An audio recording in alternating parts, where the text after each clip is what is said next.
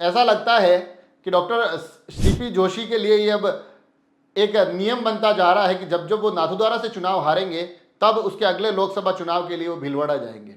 जी हाँ, पूर्व में भी ऐसा हो चुका है, जो कहानी आज दोहराई जा रही है। एक बार पुनः उन्हें भीलवाड़ा से लोकसभा प्रत्याशी बनाया गया है और कांग्रेस के अधिकृत प्रत्याशी के तौर पर अब वो चुनाव मैदान में लड़ते, उस सीट पर कांग्रेस के लिए कुछ बेहतर करने के प्रयास करते दिखाई देंगे।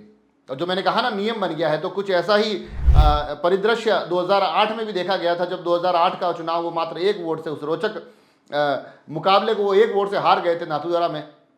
स्वर्गीय कल्याण सिंह जी उस वक्त विजयी रहे थे। और उसके बाद 2009 के जो लोकसभा चुनाव हुए थे, उस वक्त डॉक्टर सीपी जोशी भीलवाड़ा से सांसद का चुनाव लड़े थे, जीते थे और केंद्र में कई अहम पदों पर वो रहे। एक बड़े रुतबे वाला उनका वो पूरा कार्यकाल उस वक्त रहा करता था। उसके बाद स्थितियां परिस्थितियां बदली, मगर 2018 से 2023 तक वो पुनः एक बार नाथद्वारा के विधायक के तौर पर रहे, विधानसभा अध्यक्ष के तौर पर उन्होंने अपनी जिम्मेदारी निभाई।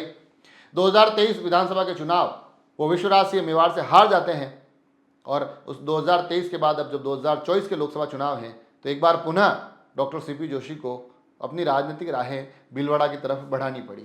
हालांकि थोड़ा सा इसमें अलग दाव पेच भी दिखाई देता है, क्योंकि वहाँ ये पहली पसंद के तौर पर नहीं जा रहे हैं। पहले डॉक्टर दामोदर गुज्जर का नाम घोषित हुआ था, उन्हें प्रत्याशी बनाया गया था। उसके बाद राजसमंद से सुदर्शन सिंह को प्रत्याशी बनाया गया।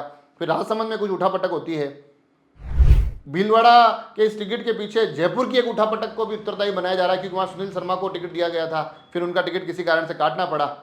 तो ऐसे परिदृश्य में कहीं पर भी कोई ब्राह्मण चेहरा भी नहीं दिख रहा था। उस एक खालीपन को भरने के लिए, उस एक जातीय संतुलन को साधने के लिए भी अब आवश्यक हो गया था कि डॉक्टर सीपी जोशी भीलवाड़ा जाए और उनकी जगह फिर दामोदर गुज्जर, जिनको चुनाव लड़वाया जाना था भीलवाड़ा से, उनको राजसमंद भेज दिया गया है। तो कुल मिलाकर अब यह देखना बड़े रोमांचक होगा कि 2009 का परिणाम तो डॉक्टर सीपी जोशी के पक्ष में आया था। 2008 के चुनाव जब हारे थे, उसके बाद भी 2009 से 2014 तक केंद्र में बड़ी मजबूत एक ताकतवर नेता के रूप में उनकी उपस्थिति रही थी।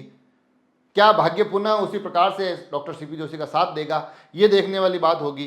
क्या एक बार पुनः उनके भाग्य में हारने के बाद कुछ बेहतर लिखा हुआ है, ये देखने वाली बात होगी। मगर उससे पहले इन बिंदुओं पर भी ध्यान दिया जाना जरूरी है कि भीलवाड़ा एक वो सीट है जो 2019 के लोकसभा क्षेत्र में भारतीय जनता पार्टी सर्वाधिक मतों से जीती थी।